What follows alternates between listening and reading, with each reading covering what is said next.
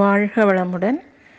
நான் ஏற்கனவே சொன்ன மாதிரி இது விஸ்வநாதன் அப்படிங்கிறவர் சொல்கிற மாதிரி அமைஞ்சிருக்கு. அதை அப்படி இப்போ நான் அப்படின்னு சொல்கிற இடத்துல விஸ்வநாதன் அப்படின்னு நீங்கள் புரிஞ்சுக்கோங்க. அந்த விஸ்வநாதன் அப்படிங்கிறவர் வாஷிங்டன் போஸ்ட் அப்படிங்கக்கூடிய மிகப்பெரிய பத்திரிக்கையில் ஒரு ஜேர்னலிஸ்டாக இருந்திருக்காரு. மிகப்பெரிய பொசிஷனில் இருந்த ஒருத்தர். அவர் சொல்லிகிட்டே வராரு, சென்னை மயிலாப்பூரில் உள்ள கபாலீஸ்வரர் கோயிலில் தரிசனம் முடிந்து நாங்கள் சென்னை கிரி ட்ரேடிங் ஸ்டோர்ஸில் நுழைந்து தத்துவபோதம் அப்படிங்கிற ஒரு புஸ்தகத்தை தேடத் தொடங்கினோம். நிறைய மனிதர்கள் பல்வேறு புக்ஸ், சிடிஸ் இதையெல்லாம் வாங்கிட்டு மன நிறைவோடு வெளியேறினதை பார்க்கும்போது, அது மட்டும் இல்லாமல் அபங்கத்துலேருந்து அருணா சாய்ராம் வரை, பஜன்ஸ்லேருந்து பாம்பே ஜெயஸ்ரீ வரைக்கும் எல்லாம் வாங்கிட்டு ரொம்ப ஸ்மார்ட்டாக நடந்து போனாங்க. அதை பார்த்தப்போ எங்களுக்குள்ள நம்ம கரெக்டான ஒரு கடைக்கு தான் வந்திருக்கோம் அப்படின்னு ஒரு நைஸ் ஃபீலிங் வந்தது. என் wife Bharathiyar songs and MS சுப்புலக்ஷ்மியுடைய சிடிஸ் தேடிட்டு இருந்தா. நான் அந்த தத்துவபோதா புக்கை தேட ஆரம்பித்தேன். எல்லா இடத்துலையும் தேடினேன். அங்கே கேஷியர் பக்கத்தில் ஒரு கேர்ள் நின்றுட்டு எங்கள் எல்லா மூமெண்ட்ஸையும் ரொம்ப சின்சியராக வாட்ச் பண்ணிகிட்டு இருந்தா. ஒரு கருப்பு நிறத்தில் இருந்த கிராமத்து பொண்ணு, அவள் 8th கூட தாண்டி இருக்க மாட்டான்னு நினைக்கிறேன். ஒரு 17-18 வயசு இருக்கலாம். வறுமையால் இங்கே வேலை பார்க்குறா அப்படின்னு நான் நினச்சேன். அவளை பார்த்ததும் எனக்கு அப்படி தோணினது. வறுமை இருக்கும், பாவர்ட்டியில் இங்கே வந்திருக்கா வேலைக்கு அப்படின்னு நினச்சேன். என் ஜேர்னலிஸ்ட் பிரெயின் இதையெல்லாம் ரொம்ப அன்னெசரியாக கேல்குலேட் பண்ணிகிட்டே இருந்தது அந்த பொண்ணை பார்த்து. அந்த பொண்ணு என்னையே வாட்ச் பண்ணிகிட்டே இருந்தா. நான் அவளை இக்னோர் பண்ணிவிட்டு தத்துவபோதா அப்படிங்கிற அந்த புக்கை தேட ஆரம்பித்தேன். கிட்டத்தட்ட ஒரு 40 மினிட்ஸாக நான் சந்தியாவந்தனத்துலேருந்து சுவாமி விவேகானந்தரோட சிக்காகோ ஸ்பீச் வரைக்கும் அந்த ரேக்கில் பார்த்தேன். எல்லாமே என் கண்ணில் பட்டது. அந்த வில்லேஜ் கேர்ளை பார்த்தேன். அந்த பொண்ணு என்னை ரொம்ப ஆர்வமாக பார்த்துட்டே இருந்தா. அந்த பொண்ணுக்கு எதை பற்றியுமே எதுவுமே தெரிஞ்சிருக்க போகிறதில்ல. அப்புறம்ல இந்த தத்துவபோதா பற்றி தெரியறதுக்கு விட்டுத்தள்ளு அப்படின்னு நினச்சிட்டு நான் அந்த பொண்ணுக்கிட்ட கேட்கவே இல்லை. கொஞ்ச நேரம் இப்போ ஒரு 40 மினிட்ஸாக நான் தேடிட்டே இருந்த உடனே அந்த பொண்ணு என்கிட்ட வந்து, சார் நான் ஏதாவது ஹெல்ப் பண்ண முடியுமா உங்களுக்கு அப்படின்னு சொல்லி கேட்டா. உடனே நான் வந்து எஸ், தத்துவபோதா அப்படிங்கிற ஒரு புக்கை நான் தேடிட்டுருக்கேன். அது வந்து ரொம்ப ஒரு 40 மினிட்ஸாக தேடிட்டுருக்கேன் அப்படின்னு சொல்லி நான் சொன்னேன். சொன்ன உடனே அந்த பொண்ணு கேட்டா, சான்ஸ்கிரிட் டெக்ஸ்ட் வேணுமா அல்லது உங்களுக்கு இங்கிலீஷ் அண்டு சான்ஸ்கிரிட்டில் உள்ளது வேணுமா அப்படின்னு சொல்லி கேட்டா. அவள் கேட்ட உடனே எனக்கு ரொம்ப ஆச்சரியமாயிடுச்சு. மை காட், நான் கூட என்ன நினச்சேன், தத்துவபோதா அப்படிங்கிறது ஒரு வெரி பிக் ஃபிலசாபிக்கல் புக்கு. இதை பற்றி இவளுக்கெல்லாம் என்ன தெரிஞ்சிருக்க போகுது. ஆனால் அவள் வந்து நான் கேட்ட அடுத்த செகண்டு எனக்கு தெரியாத இன்னொரு இன்ஃபர்மேஷன் வேறு அவள் கொடுக்குறா. அது சான்ஸ்கிரிட்லேயும் இருக்குது அப்படிங்கிறதும் சொல்கிறா. அது மட்டும் இல்லாமல் இங்கிலீஷ் அண்ட் சான்ஸ்கிரிட்லேயும் இருக்குது அப்படிங்கிற மாதிரி அவள் சொல்கிறா. சான்ஸ்கிரிட்டில் உள்ளது எனக்கு தெரியும், பட் இங்கிலீஷ் அண்ட் சான்ஸ்கிரிட் இந்த மாதிரி வேர்ஷன்ஸில் இருக்குது அப்படின்றத சொன்ன உடனே நான் வந்து ரொம்ப இதுவானேன், திகச்சு போனேன். உடனே நான் வந்து சான்ஸ்கிரிட் அண்ட் இங்கிலீஷ் வேணும் அப்படின்னு சொன்னோடனே அவள் கேட்டா, சின்மயா பப்ளிகேஷன்ஸோடது வேணுமா சார், அல்லது ஹிந்து பப்ளிகேஷன்ஸா, அல்லது ராமகிருஷ்ணா மடத்துலேருந்து ஒன்று போட்டிருக்காங்க அதுவா சார் அப்படின்னு சொல்லி கேட்டோடனே தெரியல, நான் ஒன்லி படிக்கிறதுக்கு தான் கேட்டேன், நிஜமாவே எனக்கு அதை பற்றி எதுவும் தெரியாது அப்படின்னு சொல்லி நான் சொன்னேன். தமிழ் படிப்பீங்களா சார் அப்படின்னு அந்த பொண்ணு கேட்டா. நான் தமிழன் தான் அப்படின்னு சொல்லி சொன்னேன். வேற மற்ற இடங்களில் நான் தமிழன்னே காட்டிக்கக்கூடாது அப்படிங்கிற மாதிரி இருக்கக்கூடியவன் நான் நல்லா தமிழ் படிப்பேன் அப்படின்னு சொல்லி இந்த இடத்துல சொன்னேன். அப்போனா சார் நீங்கள் இதை எடுத்துக்கலாம் அப்படின்னு சொல்லிட்டு அந்த பொண்ணு ஓடி போய் அந்த ஷெல்ஃப்லேருந்து ஃப்ரண்ட்டில் இருந்த புக்ஸ் எல்லாம் தள்ளிட்டு ஒரு புக்கை எடுத்துகிட்டு வந்து கொடுத்தா. என்ன விஷயம்னா, நான் அதே ஷெல்ஃபில் தான் ½ an hour 40 மினிட்ஸாக தேடிட்டே இருந்திருக்கேன். ஆனால் அந்த கேர்ள் அழகாக போய் டக்குன்னு அந்த புக்கை எடுத்துகிட்டு வந்து கொடுத்துட்டா. தமிழில் உள்ள இந்த புக்கு என் சிவராமன்கிறவர் எழுதினது, ஹிந்து பப்ளிகேஷன்ஸோடது. இன்ஃபேக்ட் இது சிம்பிளாகவும் ரொம்ப ஒண்டர்ஃபுல்லாகவும் இருக்குது சார். இதில் உள்ளேயே வேறு சான்ஸ்கிரிட் டெக்ஸ்ட்டும் இருக்குது அப்படின்னு சொல்லி அவள் சொன்னான். மை காட், நான் ஏன் இப்படி ஒரு ஜீனியஸ் கேர்ளை வந்து அண்டர் எஸ்டிமேட் பண்ணேன்? நான் ஒரு என்ஆர்ஐங்கிற கர்வத்தாலையா, அல்லது ஒரு பட்டிக்காட்டு ஏழை கருப்பு பொண்ணுக்கு இந்த புஸ்தகத்தை பற்றிலாம் ஒரு ஐடியா கூட இருக்காது அப்படிங்கிற ஒரு அலட்சிய மனப்பான்மையாலையா அப்படின்னு சொல்லி எனக்கு என்ன நானே ஒரு செகண்ட் வந்து அனலைஸ் பண்ணிக்க ஆரம்பித்தேன். அதுக்கப்புறம் நான் வந்து சரி, இந்த பொண்ணு வந்து உண்மையாகவே வந்து ஏதோ விஷயம் தெரிஞ்ச பொண்ணாக இருக்கா அப்படின்னு சொல்லிட்டு என் ஆட்டிடியூடை மாற்றிக்கிறது அப்படின்னு சொல்லி முடிவு பண்ணேன். மேடம், நேத்தி வரைக்கும் தத்துவபோதாவை யார் எழுதினதுன்னு கூட எனக்கு தெரியாது. நான் இந்த சப்ஜெக்டை பற்றி ஒரு லெக்சர் கேட்டேன், சொற்பொழிவு ஒன்று கேட்டேன். அது எனக்கு ரொம்ப பிடிச்சிருந்தது. அதனால தான் நான் வந்து அந்த புக்கையே தேட ஆரம்பிச்சிருக்கேன் அப்படின்னு சொல்லி நான் சொன்னேன். அந்த பொண்ணுக்கிட்ட ரொம்ப பணிவாக ஒப்புத்துட்டேன் என்னோட அந்த விஷயத்தை பற்றின உள்ள நாலேஜ் இவ்வளோதான் அப்படிங்கிறத பற்றி. நீங்கள் கோதா வெங்கடேஸ்வர சாஸ்திரியுடைய லெக்சர் இன் பாரதிய வித்யாபவனை அட்டன் பண்ணீங்களா சார் அப்படின்னு சொல்லி அந்த பொண்ணு கேட்டா. ஓ காட், இவளுக்கு எப்படி தெரியும் நான் அந்த லெக்சரை தான் அட்டன் பண்ணேன்னு அப்படின்னு நான் யோசித்தேன். அவர் தான் சார் ரெகுலராக இந்த மாதிரி சப்ஜெக்ட்ஸில் கிளாஸ் எடுப்பார். In fact he is one of the best sir in the city on such subjects அப்படின்னு சொல்லி அந்த பொண்ணு சொன்னான். உனக்கு இந்த மாதிரி சப்ஜெக்ட்ஸில் இன்ட்ரெஸ்ட் இருக்கா அப்படின்னு நான் ரொம்ப ஆச்சரியமாக கேட்டேன். எஸ் சார், நான் சுவாமி விவேகானந்தா, ராமகிருஷ்ணா இவங்களோட புக்ஸ் எல்லாம் படிச்சிருக்கேன். தத்துவபோதம் லேட்டஸ்ட்டாக என்னோடய ஃபேவரட் சப்ஜெக்ட் சார் அப்படின்னு சொல்லி அந்த பொண்ணு சொன்னான். அப்போ நீ என்ன சொல்கிற, தத்துவபோதா படிச்சிருக்கியா அப்படின்னு நான் ஆச்சரியமாக கேட்டேன். ஆமாம் சார், இந்த சிவராமன் எழுதிய புக்கு படிச்சிருக்கேன். நீங்கள் ஒரு தடவை அதை படிக்க ஆரம்பிச்சிங்கன்னா அதை வைக்கவே மனசு வராது சார் அப்படின்னு சொல்லி அந்த பொண்ணு சொன்னான். ஏன், அப்படி என்ன இருக்குதுல்ல அப்படின்னு நான் கேட்டேன். சார், நீங்கள் சும்மா காமெடி பண்ணாதீங்க சார். இந்த புக்கை பற்றி ஒன்றுமே தெரியாதுன்னு சொல்லாதீங்க சார். நீங்கள் தெரிஞ்சுட்டு தானே சார் எங்கிட்ட விளையாட்டு பண்ணுறீங்க அப்படின்னு சொல்லி அந்த பொண்ணு கேட்டா.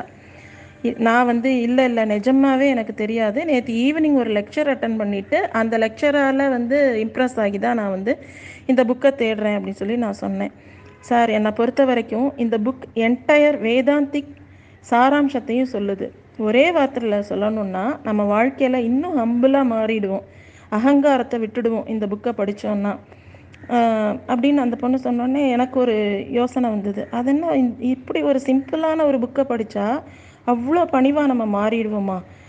இந்த பொண்ணு உண்மையாக தான் சொல்கிறாளா என்ன அப்படின்னு எனக்கு யோசனை ஓடிட்டே இருந்தது. உடனே அந்த பொண்ணு சொன்னான், அஃப்கோர்ஸ் சார், அந்த புக்கில் மூழ்கி டிவோஷனோட படித்தோன்னா கண்டிப்பாக நம்ம அகங்காரம் மாறிடும் அப்படின்னு சொல்லி சொன்னான். என் ஒய்ஃபும் கொஞ்சம் தூரத்துலேருந்து வாட்ச் பண்ணிகிட்டு இருந்தா. அவளையும் இப்போ வந்து எங்கள் கான்வர்சேஷனில் கலந்துக்கிட்டா. இந்த பொண்ணு வந்து வெரி வெரி டேலண்டட் அண்ட் இன்டெலிஜென்ட்டாக இருக்கா அப்படிங்கிறத அவளும் ஃபீல் பண்ணிவிட்டு என் ஒய்ஃப் என்கிட்ட சொன்னான், நீங்கள் ஏன் இந்த பொண்ணை வாஷிங்டன் போஸ்ட்டுக்காக ஒரு இன்டர்வியூ பண்ணக்கூடாது, நீங்கள் ஏன் வேறு யாரெல்லாமோ இன்டர்வியூ பண்ணணும் அப்படின்னு சொல்லி கேட்டா. அப்போ வந்து நான் வந்து அந்த பொண்ணுக்கு ஒரு வகையில் கடமைப்பட்டிருக்கிறதா நினச்சேன். ஏன்னு கேட்டால் என் அகம்பாவத்தை ஆட்டிடியூடை சேஞ்ச் பண்ணா அந்த பொண்ணு. அந்த பொண்ணுக்கிட்ட கேட்டேன், நீங்கள் என் பத்திரிக்கைக்கு பேட்டி தரீங்களா, நீ என் பத்திரிக்கைக்கு பேட்டி தரியா அப்படின்னு சொல்லி அந்த பொண்ணுகிட்ட கேட்டேன். அந்த பொண்ணு வந்து பாருங்கள், இந்த இடத்துல கூட அந்த பொண்ணு வந்து ரொம்ப பொலைட்டாக அதை மறுத்துட்டு மற்றவங்களா இருந்தாங்கன்னா வாஷிங்டன் போஸ்ட் மாதிரி ஒரு பெரிய பத்திரிக்கைக்கு பேட்டி கொடுக்கறதுங்கிறது ஒரு சாதாரணமான விஷயம் இல்லை, ரொம்ப பாப்புலராக ஆகிடுவோம் நம்ம. அப்போ அப்படி இருக்கிற ஒரு பத்திரிக்கையிலேருந்து கேட்குறாங்கன்னு உடனே ஓகே அப்படின்னு சொல்லுவாங்க. ஆனால் இந்த பொண்ணு வந்து அதை மறுத்துட்டு, சார் எங்கள் பாஸ்கிட்ட கேட்கணும், மேலும் இது வந்து பிஸி ஹவர்ஸ் சார், உங்களை மாதிரி நிறைய பேர் நிறைய புக்ஸு தேடிட்டுருப்பாங்க, அவங்களுக்கு என் உதவி தேவைப்படும், அதனால் இப்போ என்னால் இது பண்ண முடியாது சார், மன்னிச்சுக்கோங்க அப்படின்னு சொல்லி சொன்னான். அவள் பேர் என்னன்னு கேட்டதுக்கு கலைவாணி அப்படின்னு சொல்லி சொன்னான். ஆனால் அந்த பொண்ணோட டியூட்டி கான்ஷியஸ்னஸ்ஸு, தான் பார்க்குற வேலையில் அவள் காட்டின இன்வால்மெண்ட் அண்ட் டெடிக்கேஷன், இதெல்லாம் என் ஒய்ஃபை ரொம்ப ரொம்ப அட்ராக்ட் பண்ணினதுனால என் ஒய்ஃபு நேரடியாக அந்த பொண்ணோட பாஸ்கிட்ட போய் சார், அந்த பொண்ணு கலைவாணி அப்படின்னு போய் ஆரம்பித்த உடனேயே அவங்க பாஸ் சொன்னார், ஆமாம்மா அந்த பொண்ணு வந்து வெரி ஹார்ட் ஒர்க்கிங், நல்ல பொண்ணு அப்படின்னு சொல்லி சொன்னார்.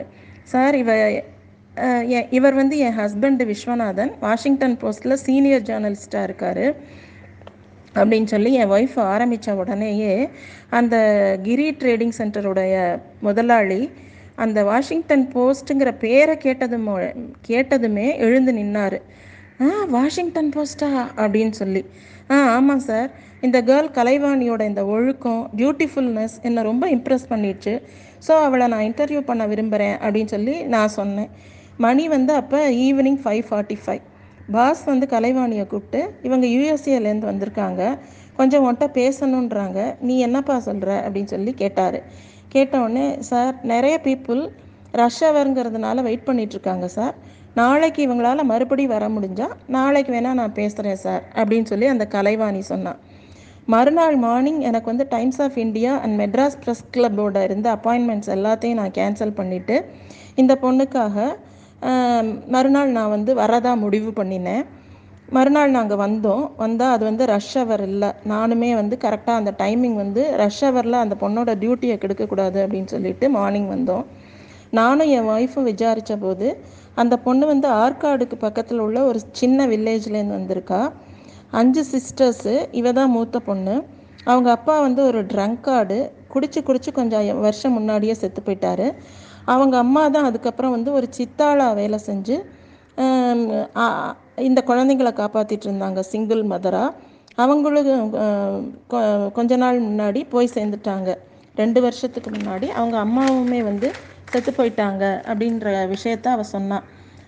இந்த 6 பேரையும் அம்போன்னு விட்டுட்டு அவங்க அம்மாவும் போயிட்டாங்க, அப்பாவும் போயிட்டாங்க. அப்போ இந்த பொண்ணு வந்து 9th தான் முடிச்சிருந்தா, கலைவாணி. வேலை தேடி அதுக்கப்புறம் சிஸ்டர்ஸ் எல்லாம் காப்பாற்றணுமே அப்படின்னு சொல்லி வரும்பொழுது அந்த கிரி ட்ரேடிங் சென்டர் ஓனர் வந்து ஹெல்ப் பண்ண முடிவு பண்ணி உதவுறாரு. ரொம்ப சொல்ப வருமானத்தில் இவன் 5 சிஸ்டர்ஸையும் வளர்த்துட்ருக்கா. பக்கத்தில் உள்ள கார்ப்பரேஷன் ஸ்கூலில் தான் படிக்கிறாங்க அப்படின்னு சொல்லி. கலைவாணி, உனக்கு இப்போ இந்த தத்துவபோதம் படிக்கணுங்கிற ஆர்வம் எப்படி வந்தது, எப்போ வந்தது அப்படின்னு சொல்லி நான் கேட்டோன்னே, சார், நான் இங்கே ஜாயின் பண்ணதுமே இங்கே வரவங்களுக்கு ஹெல்ப் பண்ணுறதுக்கு ஒரு பெஸ்ட்டு வே இருக்குன்னா அதை முதல்ல நான் வந்து இது என்ன சப்ஜெக்டு, அதாவது நான் என்னத்தை தெரிஞ்சுக்கணும் அப்படின்னு சொல்லி நான் முடிவு பண்ணேன். இங்கே வர்றவங்க எந்த மாதிரி புக்ஸு தேடுறாங்க அப்படின்னா முதல்ல எனக்கு அதை பற்றி ஒரு ஐடியா இருக்கணும் இல்லையா. அதனால் நான் ரமணர், ராமகிருஷ்ணர், விவேகானந்தருடைய புக்ஸ் எல்லாம் குட்டி குட்டியாக முதல்ல எடுத்து ரீட் பண்ணேன். எனக்கே ரொம்ப பிடிக்க ஆரம்பிச்சிருச்சு. அப்புறம் தமிழில் கீதை, விவேக சூடாமணி அப்படிங்கிற புக்ஸ் எல்லாம் படித்தேன். அப்படி தான் தத்துவபோதமும் படிக்க ஆரம்பித்தேன். அதுக்கப்புறம் அப்படின்னு சொல்லி அந்த பொண்ணு சொன்னான்.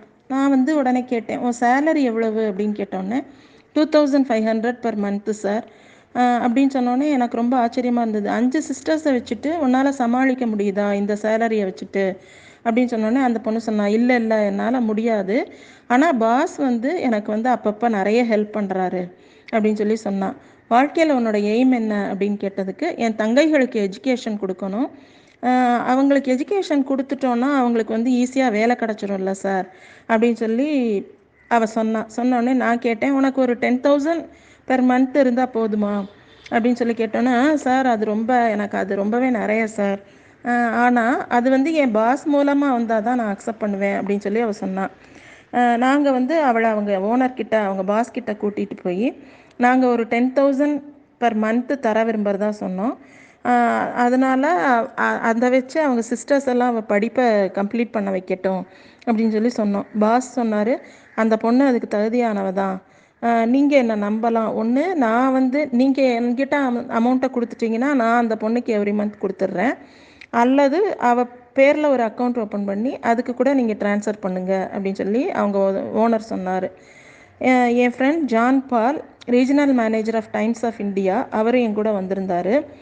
அவரும் நீ ரொம்ப நல்ல காரியம் பண்ணியிருக்க, இது ரொம்ப கரெக்டான விஷயம் அப்படின்னு சொல்லி சொன்னார். என் ஒய்ஃப் சொன்னால், நான் அந்த கற்பகாம்பாளை ப்ரே பண்ணிக்கிறேன், கலைவாணி வந்து வேதாந்தாவில் எக்ஸ்பர்ட் ஆகி யூஎஸ்ஏல வந்து லெக்சர்ஸ் கொடுக்கணுன்னு, நாமளும் கூட அதுக்கு அரேஞ்ச் பண்ணலாம் அப்படின்னு சொல்லி சொன்னாங்க. நாங்கள் வந்து ரொம்ப உண்மையிலேயே ஒரு என்ன சொல்கிறது, ரொம்ப we left wonder struck. Really the above incident teachers you an important lesson. Be humble and open always. Never underestimate others without knowing them. It can be mistaking அப்படின்னு சொல்லி அவர் முடிக்கிறார், அந்த விஸ்வநாதன் அப்படிங்கிறவர். அதாவது யாரையும் குறைவாக எடை போடாதீங்க, எல்லா இடத்துலையும் ஓப்பனாக இருங்க. நம்ம மகரிஷி சொல்லுவார் இல்லையா, ஒரு விஷயத்தை பற்றி நம்ம புரிஞ்சுக்கணும் அப்படின்னு சொன்னால் அந்த விஷயத்தை விட நுணுகி நின்னாதான் நம்ம புரிஞ்சுக்க முடியும் அப்படின்னு. இந்த இடத்துல இந்த விஸ்வநாதன் என்ன பண்ணுறாரு, நான் வந்து ஒரு பெரிய இதில் பத்திரிக்கையில் பெரிய சீஃப் ஜேர்னலிஸ்டாக இருக்கேன், எனக்கு வந்து எல்லாமே தெரியும், எனக்கு அந்தளவுக்கு நான் வந்து ஒரு பெரிய ஆள் அப்படிங்கிற ஒரு நினப்பு இருந்ததுனால தான் இந்த பொண்ணை பார்த்துட்டு ரொம்ப குறைவாக எடை போட்டு, இந்த பொண்ணுக்கு என்ன தெரிஞ்சிருக்க போகுது, அப்படியே இருந்தாலும் இவ 8th தான் படிச்சிருப்பா, 10th தான் படிச்சிருப்பா, வில்லேஜர் அப்படின்னு சொல்லி அவர் நினச்சப்போ, ஆனால் அந்த பொண்ணுக்கு இவருக்கு தெரிஞ்சதை விட இந்த விஷயத்தை பொறுத்த வரைக்கும் நல்லாவே விஷயங்கள் தெரிஞ்சிருந்தது. அப்போ அதுதான் நம்மளும் வந்து அப்போ மகரிஷி சொல்கிற மாதிரி எந்த ஒரு இடத்துலையும் யாரையும் வந்து நம்ம ரொம்ப அசாதாரணமாக எடை போட்டோம்னா அந்த இடத்துல வந்து நமக்கே வந்து என்ன ஆகும் அப்படின்னா, சுழல் தட்டு விளையாட்டில் சுற்றி விட்டோன் பெறல் போல் அப்படிங்கிற மாதிரி அந்த பொண்ணை வந்து ரொம்ப மிஸ்ஜட்ஜ் பண்ணி ரொம்ப கேவலமாக அவர் நினச்சதுக்கு அவரையே அந்த இடத்துல குறைவாக நினைக்க வைக்கிற மாதிரி அந்த பொண்ணு எதுவுமே செய்யலை. ஆனால் அவளுடைய அந்த ஒரு ஹம்பிள்னஸ் வந்து அவரை வந்து ஃபீல் பண்ண வச்சது இல்லையா? அதுதான். அப்போ இதுலேருந்து நம்ம தெரிஞ்சுக்கிற விஷயம் என்னென்னா, அந்த பொண்ணு கலைவாணியுடைய நேர்மை, சின்சியாரிட்டி, அப்படியே ஒருத்தர் வந்து நீ வந்து இன்டர்வியூ கொடு எனக்கு அப்படின்னு சொல்லி கேட்டாலும் கூட என்னுடைய பாஸ் வந்து எனக்கு அனுமதி கொடுக்கணும், ஏன்னா நான் வந்து ஒர்க்கிங் ஹவர்ஸில் நீங்கள் வந்து கேட்குறீங்க அப்படின்னு சொல்லி அந்த சின்சியாரிட்டி. அது மட்டும் இல்லாமல் ஆதியிலேருந்தே நம்மளுடைய முதலாளி தான் நமக்கு ஹெல்ப் பண்ணுறாரு அப்படின்னு சொல்லும்போது அவருக்கு எந்த அளவுக்கு ட்ரஸ்ட் வர்த்தியாக நம்ம இருக்கணும் அப்படிங்கிறது, இந்த மாதிரியான விஷயங்களால் தான் அந்த பொண்ணு உயர்ந்து நின்னா. அது மட்டும் இல்லாமல் சரி 5 சிஸ்டர்ஸை விட்டுட்டு போயிட்டாங்க நம்ம என்ன செய்வோம் அப்படிங்கிறது இல்லாமல் எப்படின்னாலும் நம்ம வந்து கரெக்டாக அந்த குழந்தைங்களை இது பண்ண தனக்கு கீழே அவள் சின்ன பொண்ணாக இருந்தாலும் அந்த பொறுப்புணர்ச்சி ரெஸ்பான்சிபிலிட்டியோடு அவள் நடந்துக்கிட்டதுக்கு கிடைச்ச பரிசு. ஒரு பெரிய பத்திரிக்கையில் உள்ள ஒருவர் வந்து அதுக்கப்புறம் பின்னாடி வந்து அந்த பொண்ணை வந்து யூஎஸில் கூப்பிட்டு நிறைய லெக்சர்ஸ் எல்லாம் வைக்கணுங்கிற ஐடியா அப்படிங்கிறது வர்றதுக்கு இந்த பெண்ணினுடைய இந்த மாதிரியான மிக உயர்ந்த குவாலிட்டிஸ் தான் காரணமாக இருந்தது. அப்போ எல்லாமே வான்காந்த பதிவு அப்படின்னு மகரிஷி சொல்லுவார் இல்லையா? கருமைய பதிவு, வான்காந்த பதிவு அப்படின்னு சொல்லும் பொழுது இப்போ இந்த கருமையம் கட்டுரையில் கூட அழகா சுவாமிஜி சொல்கிறார், எல்லாமே பதிஞ்சிட்டே இருக்குது. இன்னொன்று வந்து எல்லாமே கருமையத்தோட கனெக்டட் அப்படிங்கும்போது கலைவாணி நினச்சதும் பதிஞ்சது. அந்த செயலுக்கு இப்போ வந்து தங்கைகளெல்லாம் சிஸ்டர்ஸ் எல்லாம் நல்லபடியாக படிக்க வைக்கணும் அப்படின்னா அந்த பொண்ணு வந்து ரொம்ப பாவர்ட்டி லைனில் இருந்தாலும் கூட அதை யார் மூலமாக செயலை நடத்த வைக்க முடியுமோ அந்த மாதிரி ஒரு ஆளை கொண்டு வந்து கனெக்ட் பண்ணி இந்த பொண்ணுக்கு நல்லது நடந்துச்சு. இந்த இன்சிடெண்ட் எப்போ நடந்தது அப்படிங்கிறது தெரியலை, இயர்ஸு. ஆனால் இவர் சொல்கிறத கேட்கும் பொழுது ஒரு 10,000 அப்படிங்கிறது ஒரு நல்ல அமௌண்ட்டாக இருக்கக்கூடிய ஒரு பீரியடுனா கொஞ்சம் வருடங்களுக்கு முன்னாடியே நடந்திருக்கலாம். ஸோ அப்போ வந்து ஒரு 10,000 per மந்த்து சம்மந்தமே இல்லாத ஒரு மனிதர் வந்து இந்த பெண்ணுக்கு உதவுறதுக்கு அவளுடைய உயர்ந்த சிந்தனைகள், உயர்ந்த எண்ணங்கள், நல்ல நடவடிக்கைகள், குவாலிட்டி எல்லாமே காரணமாக நடந்தது. அது மட்டும் இல்லாமல் இந்த விஸ்வநாதன் அப்படிங்கிறவருடைய உயர்வு மனப்பான்மையுமே மாற்றினது வந்து அந்த இறையாற்றல் வந்து யாரோ ஒருவரை கொண்டு வந்து விட்டு மாற்ற வைத்திருது. அதனால தான் யாரையும் பற்றி எந்த இடத்துலையும் எடுத்தேன்னு முடிவு பண்ணக்கூடாது, அண்டர் எஸ்டிமேட் பண்ணக்கூடாது. உருவு கண்டு எள்ளாமை வேண்டும் அப்படின்னு சொல்லி நம்ம திருவள்ளுவர் கூட சொல்லியிருக்காரு. அதுதான் நான் இந்த இடத்துல சொல்ல வந்தேன். வாழ்க வளமுடன். அது சுஷாந்த் சிங் ராஜ்புத் விஷயத்தில் முதலையே நான் பேசின மாதிரி அவர் வந்து ஒரு சாதாரண ஃபேமிலியிலேருந்து வந்த ஒருத்தர், சினி இண்டஸ்ட்ரீஸ்லேயே இல்லாத ஒருத்தர் வந்து எப்படி ஷைன் பண்ணலாம் அப்படிங்கிற உயர்வு மனப்பான்மையில் பாலிவுட்டில் இருக்கக்கூடிய பெரிய இவங்க எல்லாம் சேர்ந்து அவரை நசுக்கிட்டாங்க. இன்றைக்கி வந்து ஒரு மனிதனுடைய லைஃபே வந்து போயிடுச்சு. இதனால் என்ன, இவங்க என்ன ஒரு சினி ஆக்டரை பற்றி இந்த அளவுக்கு இது பண்ணுறாங்க அப்படின்னு நீங்கள் நினைக்கலாம். அப்படி கிடையாது. யாருடைய வாழ்க்கையிலேருந்து நமக்கு என்ன விதமான விஷயங்களை எடுத்துக்கணும், எது எடுத்துக்கக்கூடாது அப்படிங்கிறத நம்ம எல்லாமே ஒவ்வொரு விஷயங்களையும் அனலைஸ் பண்ணினா தான் நம்ம வாழ்க்கையிலையும் நம்ம வந்து கரெக்ட் பண்ணிக்க முடியும். அதே மாதிரி ப்ரையாரிட்டிஸ் எதுக்கு கொடுக்கணும், எதுக்கு கொடுக்கக்கூடாது அப்படிங்கிறது. அதே மாதிரி நம்ம மகரிஷியுடைய மனவளக்கலை அப்படிங்கிறது இருந்திருந்தால் அவ்வளோ பெரிய இடத்துல இருந்த ஒருத்தர் வந்து தன்னை வந்து ரொம்ப தாழ்வாக நினச்சிக்க தேவை இருந்திருக்காது. இன்னொன்று வந்து இருக்கிறத வச்சு திருப்திப்பட்டு ஆசை சீரமைத்தல், சினம் தவிர்த்தல், கவலை ஒழித்தல் அப்படிங்கிற மாதிரியான விஷயங்களெல்லாம் வாழ்க்கையில் கொண்டு வந்து கரெக்ட் பண்ணியிருந்தார்னா இந்த மாதிரி ஒரு குட்டு டவுன் டு எர்த் இருந்த ஒரு சுஷாந்த் சிங் ராஜ்புத் மாதிரியான ஒரு நல்ல மனிதர் வந்து இந்த மாதிரியான சூசைடுங்கிற முடிவுக்கு போயிருக்க வேண்டியது அவசியம் இல்லை அப்படின்னு சொல்லி நான் நினைக்கிறேன். உங்களுடைய கருத்துக்கள் எதுவும் இருந்தாலும் கூட நான் குரூப் ஓப்பன் பண்ணி விடுறேன் நாளைக்கு மார்னிங். நீங்கள் இது சம்பந்தமான, அதாவது இப்போ ரொம்ப ஹாட் டாப்பிக்காக ஓடிட்டுருக்கக்கூடிய இந்த சூசைடு இந்த மாதிரியான விஷயங்களை பற்றி என்ன நினைக்கிறீங்க அப்படிங்கிற கருத்துக்களை பகிர்ந்து கொள்ளலாம். வாழ்க வளமுடன், வாழ்க வளமுடன்.